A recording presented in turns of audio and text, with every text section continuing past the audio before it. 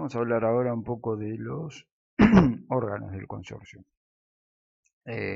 Como sabemos, el consorcio es un ente, una entidad abstracta, ideal, ficticia, artificial, preparada por la legislación para ejecutar dos acciones fundamentales: conservar una edificación y regular la conducta de quienes habitan esa edificación, o quienes la visitan o interceden de alguna manera en el uso o en el disfrute de la misma. Entonces, tenemos, como siempre, la estructura sobre la cual nos estamos situando, que es esta colectividad o unión de convivencialidad, de comunidad. Este es el recinto, el sitio donde se desarrolla toda esta actividad, y no son más ni menos que inmuebles en horizontal y a su vez fragmentados verticalmente, como ya lo hemos visto en alguna otra ocasión, todo sobre la misma parcela o fondo, formando subparcelas en una misma situación jurisdiccional destinada a cumplir ciertas normativas impuestas por el gobierno y destinada a respetar y cumplir también otras ciertas normativas atinentes a la convivencialidad. Básicamente, conservación de la estructura y, como dijimos recién, ejercicio de su habitabilidad o destino que esté preparado para ello, sea comercial, sea industrial, sea turístico o lo que fuere, a lo que esté destinado cada unidad funcional conforme a su reglamento. Bien, entonces, como dijimos, tenemos unidades funcionales pertenecientes a distintos patrimonios. Muchas pueden pertenecer al mismo patrimonio, pero al menos una debe pertenecer a otro para que exista una copropiedad de dos patrimonios distintos con inmuebles distintos. Bien. Entonces, ¿cómo funciona esto? En lugar, como dijimos antes, en lugar de tener un condominio típico en el cual cada uno de los condóminos realiza actos tendientes a la conservación del edificio, acá el sistema de copropiedad difiere porque todos ellos ceden al ingresar al sistema esa facultad de realizar gastos para conservar la edificación, se la ceden a otra persona. ¿Quién es esa persona? Una persona que administra esto. Y es una persona ficticia, como dijimos recién. Es un fantasma. En la práctica, en la teoría jurídica, es toda una persona jurídica con sus correspondientes atributos. Y acá nosotros la dibujamos simbólicamente con ojos, que son el órgano de fiscalización, con una boca, que es el órgano de expresión, con las manos, que son el órgano de ejecución. Y a cada uno le damos una signatura de una nominación. Este es el consejo que sugiere, se adiestra, se, se nutre de cierta capacitación o de cierta eh, introducción en todos estos avatares para poder sugerir a los demás, aconsejar qué es lo más conveniente. Y además, como decíamos recién, tiene ojo porque fiscaliza lo que hacen las manos. Las manos, por supuesto, son las que recaudan y las que comprometen con la firma, aunque no tengan dinero, a veces compromete. Y este órgano se denomina administración. También lo ejecuta a veces una persona física o puede ser también una persona jurídica, una sociedad anónima, una sociedad de responsabilidad limitada o algún otro tipo societario. Mientras el órgano de manifestación es la asamblea de copropietarios, y no así de consorcistas, que es la diferencia marcada siempre. El titular de la unidad funcional puede ceder su uso a otra persona, que será el consorcista y no copropietario. Este puede ser cualquiera, un conviviente, una pareja, los hijos del titular, ¿no? Estamos hablando. puede ser un mandatario, puede ser un corredor inmobiliario que se encuentra en uso de este lugar porque lo tiene destinado a la venta, puede ser un inquilino, un comodatario, puede estar ocupada por un poseedor, puede ser heredero, cualquiera de todas las variantes que no son el titular de dominio, titular con título suficiente, es decir, con posesión y con escritura o con una sentencia judicial o con un acto administrativo suficiente y válido para otorgarle la propiedad de este inmueble. Entonces, tenemos consorcistas y tenemos copropietarios. Del órgano del cual vamos a hablar ahora, la asamblea es un órgano conformado exclusivamente por copropietarios. Entonces, tenemos a los copropietarios que se reúnen y dilucidan, deliberan y deciden sus confluencias de intereses comunes en este órgano asambleario.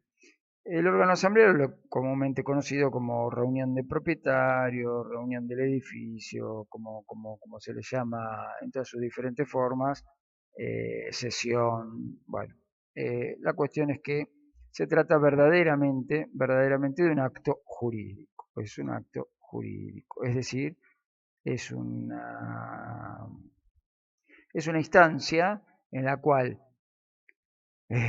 ciertos legitimados toman determinadamente decisiones a fines de adquirir, extinguir, modificar, alterar, ceder o comprometer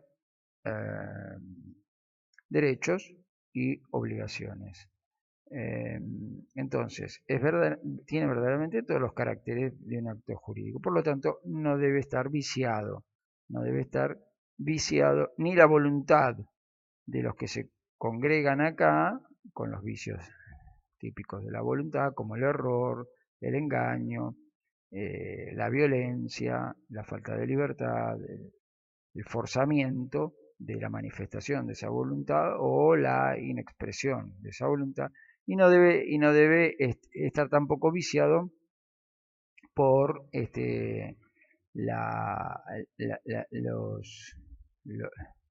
los escollos, también incidentales sobre el acto jurídico, como el fraude o la simulación o la lesión, que son alteraciones a las manifestaciones de voluntad de alguien o a las consecuencias o a los efectos que se le puede dar a un acto jurídico. Todo esto lo vamos a ver luego cuando analicemos un poco las nulidades del acto asambleario. Mientras tanto, decimos que es un verdadero acto jurídico porque tiene finalidad directa a tomar decisiones que comprometen a esta persona. No los compromete a ellos individualmente, pero sí en la colectividad, porque la colectividad de todos los miembros es este fulano consorcio. Acá anotamos siempre consorcio, pero ya lo sabemos. Bien, ahora el acto jurídico es mucho más, o mucho menos, mejor dicho, a lo que es el desarrollo del acto jurídico, porque este acto jurídico tiene un debate, es un parlamento, ni más ni menos, este es un órgano legislativo, como un parlamento de la nación, donde se juntan por un lado una Cámara de Diputados, otra de Senadores, y sesionan y deliberan y manifiestan, llevan dictámenes de comisión ya preparados, llevan observaciones a un texto original y aprueban en lo general, luego aprueban en lo individual algunos artículos para que se conforme la legislación. Bueno, esto es muy parecido, legitimados que están validados para concurrir acá y toman determinaciones que son definitivas o tratan de ser definitivas, ahora vamos a ver si son o no, para este conjunto que en la simulación que estaríamos haciendo es el país, ¿no? Lógicamente, y este es el territorio, así de sencillo. Bien, entonces se parece mucho a un parlamento, se delibera y se parlamenta, es decir, se habla, se discute, se toma la palabra, se concede y se escribe, Lo importante de este acto es que lo único que determina es lo que queda en el acta, al igual que en una sesión parlamentaria queda la versión taquigráfica originaria. Bueno, acá queda un acta. Entonces, lo importante de todo lo que sucedió en este acto jurídico y lo que no ocurrió, queda en un acta. Lo importante de esto es el instrumento, el acta. Y el acta debe ser redactada en un libro especial rubricado, libro que hasta hace poco lo otorgaba el registro de la propiedad inmueble cuando el consorcio se constituía como tal. Ya lo hemos visto eso, de cuando pasa de la prehorizontalidad a la horizontalidad y se constituye este desmembramiento del dominio puro de un lote para pasar a ser una copropiedad de varios inmuebles con varios dueños, o al menos dos inmuebles con dos dueños diferentes, inscripto en el registro de la propiedad inmueble y así dando nacimiento a partir de la primera escrituración de este régimen, de este sistema. Bueno, en el registro de la propiedad inmueble, como sabíamos, se anota el plano de mensura horizontal, el reglamento de propiedad, todos los consorcios lo tienen, desde 2 a 10.000 unidades, todos lo tienen, y el registro concedía dos libros, el libro de actas y el libro de administración. El libro de actas es para las asambleas, para el funcionamiento del órgano asambleario, el libro de administración para el funcionamiento del órgano ejecutivo. Para asentar los negocios jurídicos y la contabilidad de este señor consorcio y para asentar las decisiones de asamblea. Bueno, hoy día esa función la cumple la Inspección General de Justicia, que otorga estos libros. Ya no lo hace más el registro de propiedad inmueble, lo hace la Inspección General de Justicia. Bien, ¿por qué? Porque esto es una persona jurídica y está en la Inspección General de Personas Jurídicas, precisamente.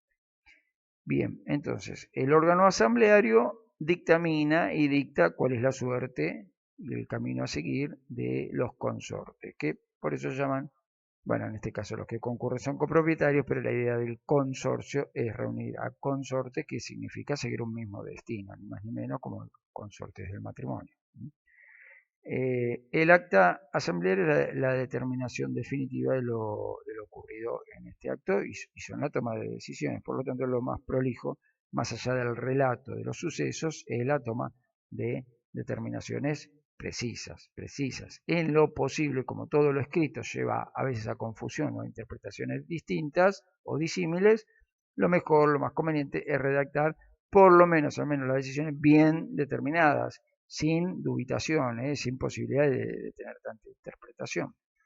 Las actas, como es una legislación dinámica del consorcio, porque se van haciendo a medida que las exigencias nos vienen corriendo, o exigiendo, sí, bueno, o conminando, o empujando, o impulsando a tomar determinaciones sobre nuestro destino común.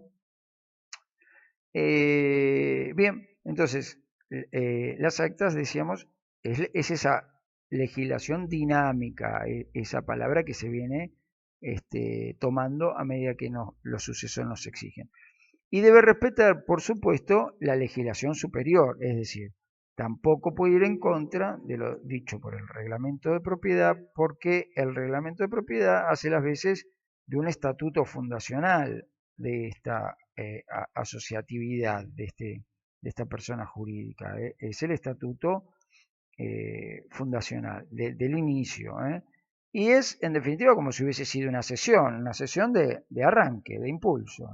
Nada más que tiene el carácter de perpetuidad y además de integralidad, porque ya abarca en el reglamento toda la normativa que exige la dinámica de esta vida y luego deja a resultas del órgano asambleario cuando se tiene que reunir para ir decidiendo la dinámica en el transcurso de su vida, porque pensemos que reglamentos, o sea, estatutos de esta persona jurídica existe desde el año 1950, desde 1949, cuando nace la propiedad horizontal. Entonces vamos a encontrar algún reglamento datado en esta fecha.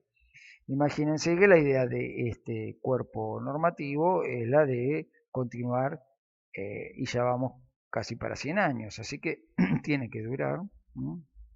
Pero se va nutriendo con esta dinámica que afronta los avatares periódicos que van aconteciendo y que llaman a los diferentes copropietarios, porque estos van cediendo, pero lo que ceden no es el nombre, sino lo que ceden es la unidad. Recordemos que acá lo fundamental, el dueño, mejor dicho, el titular de derechos y quien debe, y el comprometido, el obligado a cumplir obligaciones, es la unidad funcional. No importa quién sea su titular ni cómo se llame mucho en ningún momento, sino quién es el titular. Es la unidad. La unidad es el inmueble que compone, mejor dicho, que se imbrinca, que se une, que se adhiere y comulga y se amalgama con otros tantos inmuebles compartiendo una misma estructura. Entonces, tenemos los reglamentos a los cuales las actas las debe respetar. Y a su vez los reglamentos no deben entrar en conflicto con leyes superiores, leyes locales, así las denominamos, que son las del gobierno, porque esta persona jurídica está subordinada o sometida a una gobernamentación o una gobernabilidad superior del Estado, que tiene interés público. Y acá estamos hablando de intereses privados, por supuesto, porque es un solo inmueble, y acá al lado hay otro, y acá hay otro, y así hay 100.000 más o menos acá en la Ciudad de Buenos Aires, así que ninguno tiene la exclusividad de hacer lo que le parezca, están todos subordinados al Estado, al interés público del Estado. El interés público por sobre el interés privado. Entonces acá viene el gobierno de la Ciudad de Buenos Aires en este caso, o si no las provincias, y dictan leyes que les atañe también y son conducentes para las edificaciones y también para los comportamientos de las conductas. Y bueno, y esas deben ser respetadas por los reglamentos. Claro, los reglamentos están redactados desde antes, entonces si entran en conflicto con las leyes, imperan las leyes. Y esas cláusulas de los reglamentos quedarán desafectadas, en desuetudo o, como se le quiera llamar, inaplicables de alguna manera, como por ejemplo son muchas veces sin necesidad de leyes los intereses puestos desde antaño, en épocas en las cuales la moneda era otra y los intereses eran otros, los rigores económicos eran otros.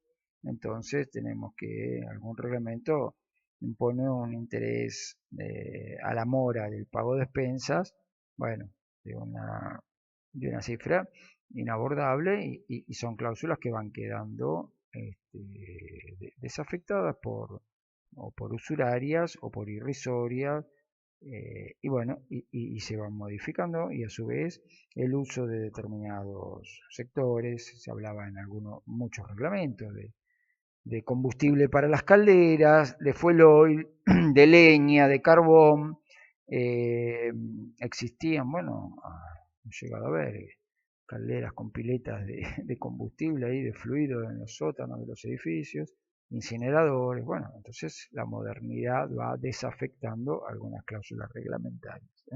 Y luego, por encima, el Código Civil y Comercial de la Nación, que legisla a la propiedad horizontal específicamente en el título quinto del libro cuarto, artículos 2037 a 2069.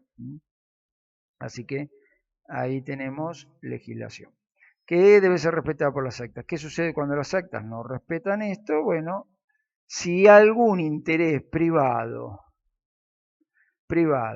y perjudicado por lo decidido acá, acude a otro órgano que no es el Ejecutivo, es el Poder Ejecutivo, y el Poder Legislativo, que dictan normas, dicta el legislativo, las legislaturas, los consejos deliberantes, dictan leyes locales y el Ejecutivo las reglamenta para poder ejecutarlas. Bueno, acude al otro poder del Estado, al Poder Judicial, para que éste remiende esa situación diciendo esto es nulo. Eso lo vemos después. Ahora lo que nos interesa es la constitución del acto asambleario. Como sabemos, las obligaciones de los propietarios, siempre lo reiteramos, está de pagar expensas para que pagar expensas y comportarse debidamente acorde a la al régimen de normal tolerancia y pacífica convivencia. Las dos obligaciones. Y la devolución del consorcio, conservar la edificación y regular esas conductas, verificando que verdaderamente no comprometan a la seguridad ni a la pacífica convivencia. Entonces, a todo lo que deben apuntar las asambleas son a estos dos rigores, a estas dos instancias, nada más. No deberían a nada más que a estos dos móviles de operación. El de conservar la edificación, es decir, cuánto recaudamos, quién tiene la primacía del primer arreglo, qué compramos para que mejoremos tal funcionamiento.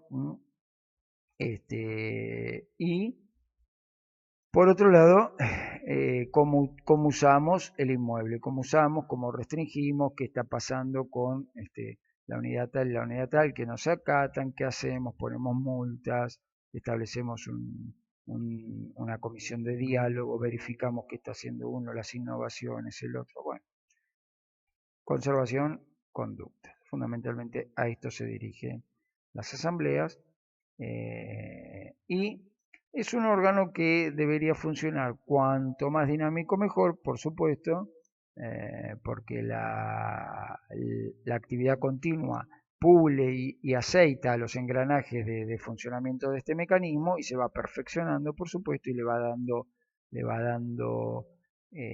habitualidad y cotidianeidad y con ello capacidad a los copropietarios para manifestarse y para mejorar las redacciones en las actas y debería funcionar con cierta periodicidad, pero en la realidad no. En la realidad esta boca habla una sola vez por año con suerte, que es cuando se convoca a la famosa asamblea ordinaria, que es para la rendición de cuentas, que luego la vamos a ver en específico en un panfleto de estos particular. Bueno, entonces, ¿quiénes van? Los copropietarios. Los copropietarios. ¿Cómo van? ¿Cuándo van? Bien, ahí tenemos que mirar las leyes, lo que nos instruyen, y el Código Civil dice al menos una vez por año,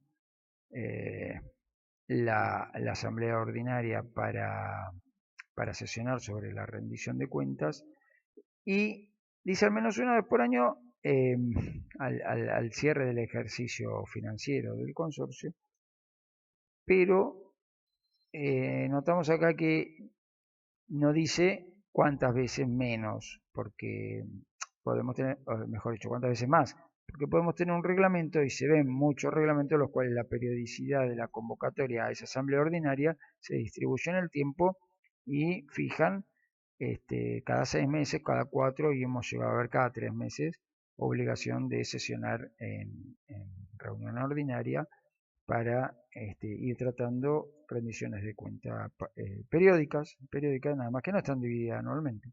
Ahora, lo que no puede pasar es de un año, porque es el término máximo para cerrar ejercicios financieros. Bien, los ejercicios financieros están, por supuesto, contemplados en los reglamentos y si no lo están específicamente con la fecha cuando cierra, remite o delega a que las actas, un acta de asamblea lo defina. Muchas veces el reglamento delega a las actas asamblearias ciertas cuestiones, otras veces las leyes delegan a los reglamentos y otras veces el Código Civil delega a los reglamentos y a las actas, por eso legisla sobre el funcionamiento de este órgano. Entonces, ¿quiénes concurren? Copropietarios. ¿Cómo sabemos que son copropietarios los que están reunidos acá? Bueno, ahí tenemos toda una cuestión. ¿Quién es copropietario y quién no? Puede exigir muchas dilucidaciones y muchos debates, básicamente porque la titularidad de dominio no se lleva en un código de barras en la frente de nadie, sino que depende de títulos y de registraciones. Digo registraciones porque en el registro de propiedad inmueble al menos está la publicidad de la titularidad y sirve para oponibilidad ante terceros. Ahora, estos no son terceros, son miembros fundadores o consortes de una dinámica convivencial entonces no son perfectamente terceros, con lo cual tampoco bastaría o tampoco se agotaría la publicidad de la titularidad en un registro, sino que podría haber una publicidad posesoria, por ejemplo, la que vemos siempre a la misma persona y debemos intuir, porque no podemos probar lo contrario, es el titular del dominio que conjuga ambas situaciones, la de ser poseedor y la de ser escrituralmente identificado la mismo sujeto. Entonces, concurren copropietarios y ahí está el punto 1 de las asambleas tan consabidas. Constitución válida de asamblea. ¿Qué significa esto? Que lo pasamos siempre por alto. Decimos, sí, todos declaramos que se constituye válida. ¿Por qué? Porque creemos que todos fuimos debidamente notificados y ya está, estamos acá a la hora fijada, en el lugar fijado y arrancamos de una vez y listo, tenemos el libro y le damos para adelante. Bueno, la constitución válida de asamblea es el momento en el cual analizamos los poderes, analizamos los fueros, como si fuera el Parlamento, analizamos los fueros y la legitimación que tiene cada uno de los que concurre. Ahí es donde vemos si el que vino es el titular y tenemos la posibilidad de impugnar o ponerlo a debate y luego posiblemente de nulificar, hasta si se quiere, parcialmente esa presencia o esa representación. Y también la de las cartas poderes, porque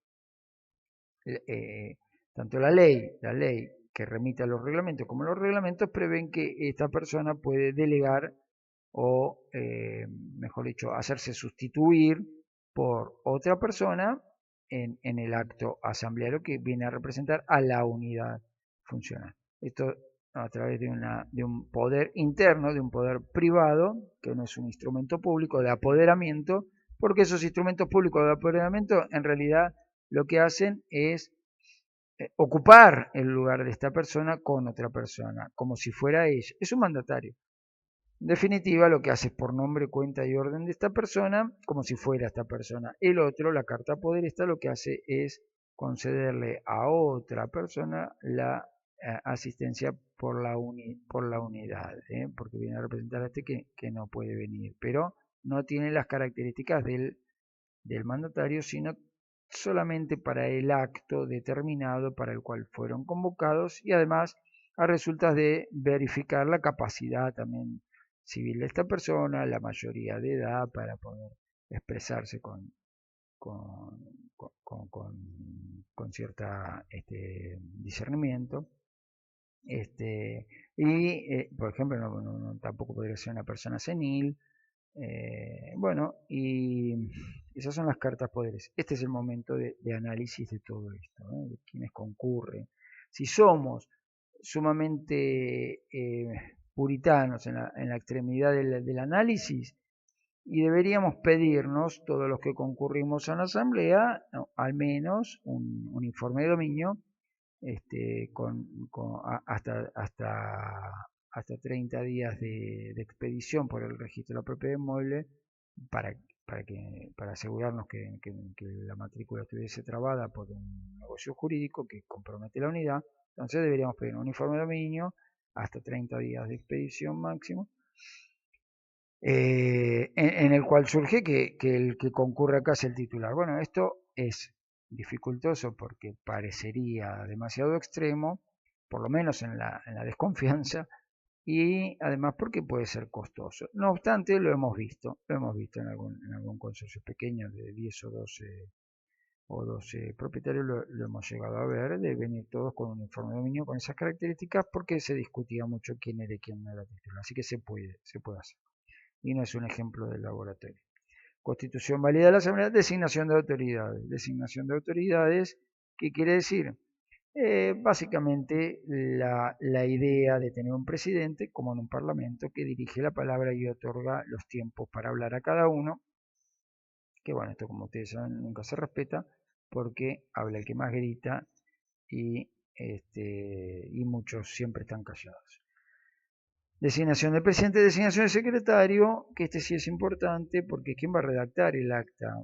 Secretario, secretaria va a ser quien redacta el acta. Y esta pluma tiene el poder, porque acá no trabajan las espadas, trabajan las plumas. Así que la pluma tiene el poder de escribir lo que escuchó, lo que le pareció que se decidió y lo que creyó que era conveniente o no. Ahora, la pregunta es, pero si lo que escribió está mal, o escribió lo que le pareció, o a su conveniencia, todos los demás que concurrieron, ¿no lo pueden revisar?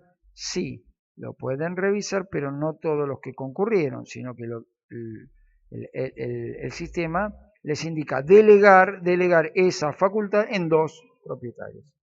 ¿Eh? Que se llaman o se denominan normalmente refrendantes porque lo van a hacer o refrendatarios porque ya están obligados a hacerlo. Podrían ser refrendantes antes y refrendatarios puede ser nombrado. Entonces, ¿qué es lo que refrendan? Que lo que escribió el secretario se corresponde con lo que sucedió en la realidad. Y si no, lo deben modificar, alterar u observar, pudiendo tomar las actas y reescribir, por supuesto, fuera de lo escrito por el secretario, mejor dicho, sobre lo escrito por el secretario, enmendando o testando o corrigiendo lo escrito por el secretario. Estos deben ser propietarios, es decir, pertenecen a esta comunidad.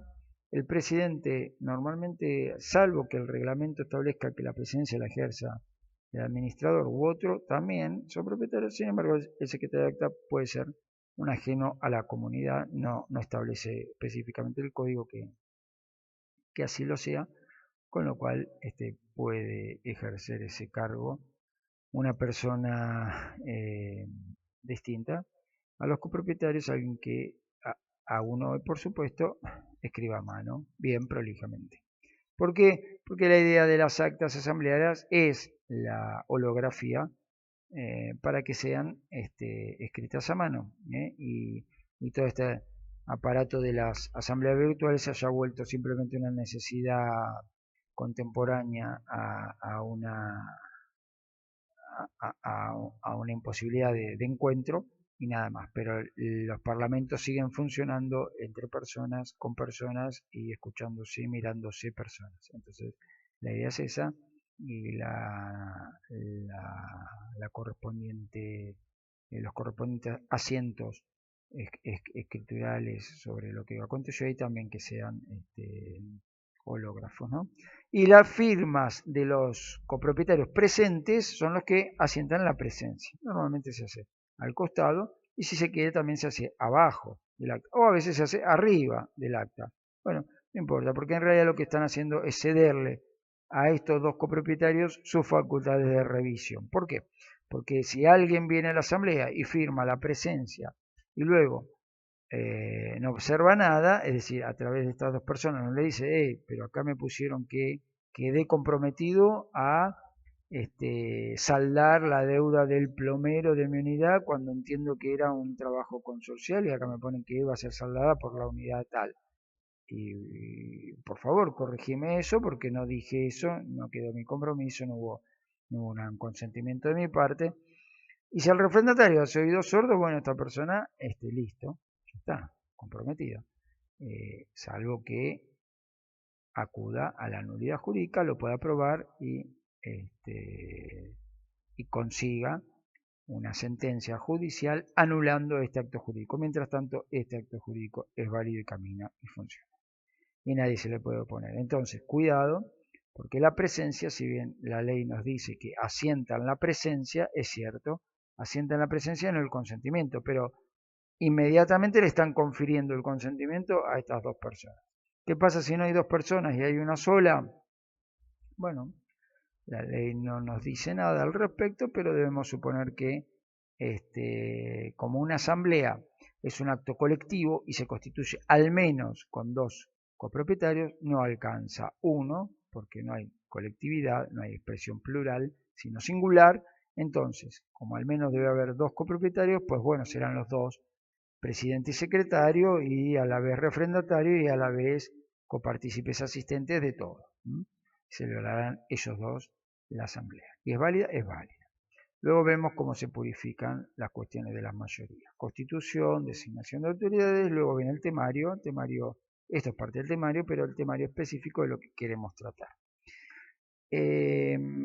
Bien, con respecto a esto de las mayorías, de cómo tomar resoluciones, bueno, los reglamentos, la vieja ley 13.502 establecía que debían seguirse la mayoría de los reglamentos porque era un sistema confiado a la legislación de los copropietarios que no estaban representados aún legislativamente, técnicamente por un consorcio, sino que eran individuos que elegían un mandatario y celebraban estos actos y se remitían a los reglamentos, y los reglamentos establecían diversas mayorías. Bueno, esto, como dijimos al principio, ha quedado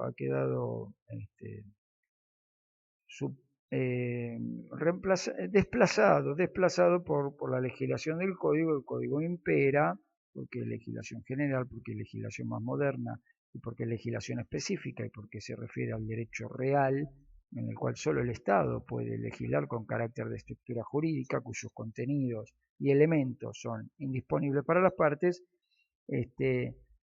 por contratos. Entonces, como el reglamento es un contrato también multilateral, queda reemplazado, queda sometido al código, y el código lo utiliza como un elemento complementario, es decir, todo lo que no legislado por el código o todo lo que el código remite a los reglamentos, básicamente en el artículo 2056, que no haya legislado el código, funciona el reglamento y luego funcionan las actas. Digo que no haya legislado el código porque en el 2056 del código sí dice que el reglamento debe contener las mayorías, pero a su vez el código dice cuáles son esas mayorías.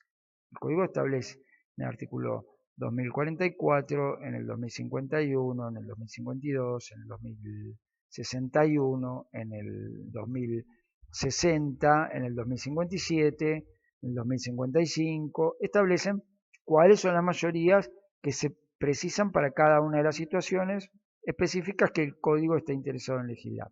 Y si no, funciona la del 2060. Y el 2060 abre un abanico de posibilidades que básicamente, a veces es de difícil interpretación, pero lo vamos a tratar de resumir sencillo, y es una toma de decisión inmediata, una decisión inmediata, instantánea, ahí en el momento no se debate más, y una decisión, y una toma de decisión diferida.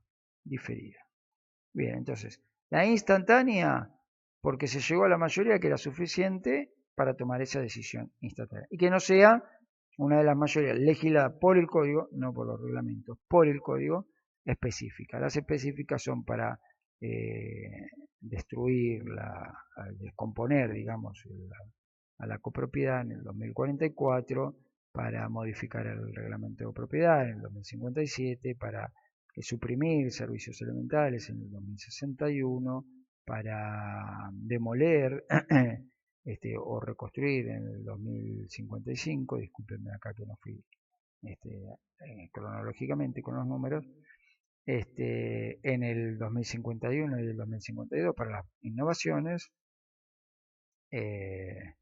y bueno, no sé si se me escapa alguno más. Bueno, si no son estas, funciona el 2060. El 2060 dice instantáneas en el momento o diferidas. ¿Diferidas a qué? Diferidas a escuchar a los ausentes, a los que no vinieron. La instantánea, ¿por qué? Porque ya son suficientes los que vinieron para tomar cualquier tipo de decisión que no sean estas. ¿Cómo la controlamos esta mayoría instantánea? Con un doble cómputo. Es decir, por unidad y por porcentual. Por unidad más porcentual. Por unidad más de la mitad de las unidades, siempre ponemos el ejemplo de ser 40 unidades, con lo cual tendrán que ser 21 unidades funcionales, y por porcentual, con el porcentual que en cada reglamento tiene asignado esa unidad funcional, que es el porcentual de dominio y que es el porcentual, es decir, lo que vale esa unidad respecto al total del edificio. Es una verdadera valuación fiscal. Y el porcentual requiere que sea más del 50%, lo cual significa que tendría que ser el 50,01% al menos de la totalidad del 100%. Entonces, las 21 unidades tienen que sumar esto, y si no lo suman no alcanza para una decisión instantánea. Si 21 unidades no alcanzan este porcentual, pero 22, 23, 24 sí lo alcanzan, bueno, necesitaremos más unidades funcionales. y si 20 unidades alcanzan esto, pero no llegan numéricamente a ser más de la mitad de las 40, bueno, no necesitamos que, aunque se supere por porcentual, también cumpla con la superación de la mitad de las. Esa es la decisión instantánea. ¿Cómo es la decisión diferida? La decisión diferida es cuando no se llega a esto, casi nunca se llega, como ustedes lo saben. Cuando no se llega a esto, se pasa a la decisión diferida porque la ley pretende que las decisiones se toman igual. Entonces, tomamos decisión por los que están, por los presentes. Entonces vemos, si de 40 no llegamos a los 21, listo, ya sabemos que numéricamente no vamos a dar con el doble cómputo, no importa cuánto porcentual haya, listo, no llegamos a los 21, ¿cuántos somos? Somos 18, bueno, ¿cuántos votaron que cambiamos el termotanque de abajo por otro nuevo, porque está oxidado? De los 18, 9 votamos que lo cambiamos, 8 votan que no lo cambiamos y 1 se abstiene, para hacerlo un poco difícil, ¿no?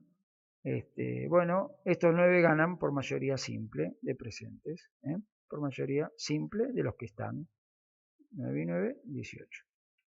Y no llegamos a los 21. Y no importa si estos 18 representan el 80%, no alcanzan a esto. Con lo cual acá se compensa lo que antes sucedía, que los de mayor proporción ganaban las elecciones por el porcentual nada más. Entonces ahora necesitan a los apartamentos chicos también. Entonces tenemos 9 que decidieron que sí, 8 que no, 1 que se abstuvo. Y quedan por notificar a cuántos, a 22, ¿verdad? 22 y 18, 40. Así que hay que notificar a esos 22 para escucharlos. ¿Por qué? Porque no llegamos a la instantánea. Quedó diferida. Diferida del emplazamiento de los ausentes. Es decir, esta decisión de cambiar el termotanque, que estaba en el temario, por supuesto, porque solo se pueden tratar cuestiones implementadas en el temario, hay que notificarlas a los 22 restantes y escuchar qué dicen. Si afirman esta decisión de los 9, si la confrontan y se suman a los 8, o si se abstienen como este uno que quedó ahí, abstenido voto. ¿Cómo se los notifica? Bueno, tendrá que ser una notificación fehaciente, tal como la notificación que nos invita a concurrir a la asamblea, es decir, a la convocatoria o la citación, que debe ser fehaciente para que ninguno quede excluido, y si no tendrá la oportunidad de nulificar el acto. Y lo mismo los emplazados ausentes, que tendrán que ser debidamente notificados o fehacientemente en la medida de lo posible. Puede ser enviando una carta documento, puede ser enviando una carta certificada, puede ser por correo electrónico contestado, puede ser por mensaje de texto contestado, puede ser por los medios estos internos de comunicación digitales que utilizan los consorcios, que son privados y que todos tienen acceso, puede ser por una nota personalizada, porque se acercó una persona de la administración y le entregó copia del acta y le dijo, mira, estas son ediciones, tenés X cantidad de días para expresarte al respecto. Lo llamativo acá es que el ausente notificado tiene 15 días para expresarse. 15 días para expresarse, desde que es notificado, ¿verdad? Y no todos son notificados en el mismo momento. Algunos son notificados hoy, otros mañana, otros pasado mañana y otros de una semana. Con lo cual los días no son simultáneos, sino que corren a partir de la notificación del último, contar los últimos 15 días para luego hacer un recuento de esa votación y asentar la decisión final, con lo cual se reabre el acta y se asienta la decisión final. Hay que hacer eso, hay que hacerlo. La pregunta es quién lo firma. Bueno, la ley dice que ese recuento lo hace el administrador. En algún caso, los copropietarios pueden variar eso que dice la ley porque no es conveniente. Si la decisión fue remover al administrador, lógicamente no le vamos a dar al administrador la posibilidad de hacer el recuento y el asiento, porque si no lo hace nunca va a quedar en el cargo y no es lo que queríamos ni lo que se decía. Entonces, los copropietarios en asambleas, como estas son soberanas y pueden decidir lo que les parezca, mientras tanto no contravengan a las leyes, o mientras tanto la contravención a un parcial de una ley no perjudique a nadie, es válido el acto, es decir, si no es nulificado, es válido. Resolvemos que este emplazamiento de los ausentes lo va a hacer el propietario tal, o el secretario de acta, o alguno de los dos refrendatarios, o el presidente, o cualquiera de los asistentes. Elegimos a uno y él se encarga de hacer este emplazamiento, y es válido porque lo dijo la asamblea, ¿de acuerdo? Y siempre van a correr estos 15 días y también la Asamblea puede legislar cuál es el medio. ¿Cuál es el medio? Puede decir, bueno, el medio será tal, específicamente tal. En los 15 días, muchos se preguntan si son hábiles o corridos. Bueno, la Asamblea también puede legislar y decir, son 15 días corridos, son 15 días hábiles. La Asamblea decide todo lo que no está decidido, ¿de acuerdo? Quién notifica, cómo se cuentan los días y fundamentalmente también cómo se cuenta el silencio, es decir, la inexpresión. La Asamblea puede decir, los silencios serán contados como negativa, o los silencios serán contados como afirmación, o los silencios serán contados como abstenciones y no suman, con lo cual en definitiva ganan las afirmaciones.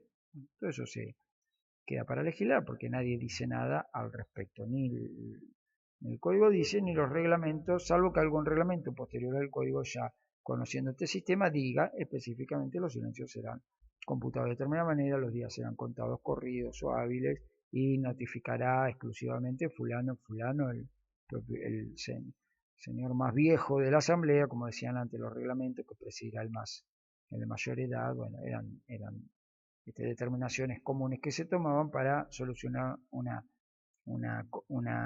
confluencia de intereses que nadie se animaba a resolver. Bueno, entonces se emplaza a los ausentes y se los espera 15 días. Tampoco la ley dice qué pasa si el día 1 después notificado dice acompaño a estos, el día 2 dice no, me arrepiento de acompañar a esto, el día 5 dice no, me acompaño a esto y el día 15 dice bueno, al final me decido por esto. Entonces, ¿cuál tomamos? Esta, o la última, la primera, la última, la del medio, la que más veces dijo. Como nadie lo dice, todo esto puede generar algún tipo de interpretación, más vale que las asambleas determinen. ¿Será tomada la primera manifestación? ¿Será tomada la del día último, 15? Nos preguntaremos por qué 15 y no solo una oportunidad, y por qué se supone que en 15 días tienen para averiguar qué es lo que se decidía, qué pasó, cómo fue el debate y las averiguaciones, si el termotanque se conviene, si no. Pero lo que no pueden hacer es vulnerar o alterar lo decidido. Este emplazamiento es para que digan, sí, esto, no, acompaño a este, pero no propongo otra solución, porque para eso deberían haber concurrido, ¿de acuerdo? Es decir, o es este termotanque, marca tanto, modelo tanto, o ningún otro. No me salgas a buscar presupuesto para mejores y decirme que no, voto para que sea el termotanque, pero de marca. No, vos tendrías que haber venido a la asamblea. Lo que se decidió. O acompañás esto rígidamente o lo desechas. Si de los 22 apoyan, supongamos, a ver, hagamos números, 20 apoyan a estos 8 y 2 apoyan a estos, bueno, terminamos con que a esta mayoría simple que no llegaba a la absoluta lo acompañan 2 son 11 y estos son ahora 28 de los 40 que uno ha obtenido, con lo cual la resolución no se tomó. No hay cambio de termotanque, así de sencillo. Ahora, si de los 22 ausentes 10 acompañan a estos y 12 acompañan a esto, bueno, ganan los afirmativos. Y si 12 acompañan a las abstenciones y 5 acompañan a este y 5 acompañan a este, y bueno, ganan estos afirmativos porque las abstenciones no sabemos cómo juegan. Y en la falta o en la ausencia de legislación sobre cómo juegan las abstenciones, bueno, juegan para que no se oponen. Entonces, porque la ley habla que se tendrán que oponer para voltear una decisión o para cambiarla. Si no se oponen, la abstención no es una oposición, con lo cual, en principio, los silencios deben acompañar a la afirmación, porque no intentan manifestarse ni oponerse. Bueno, básicamente esto es el funcionamiento de una asamblea, luego veremos cómo son las impugnaciones y las nulidades de asamblea.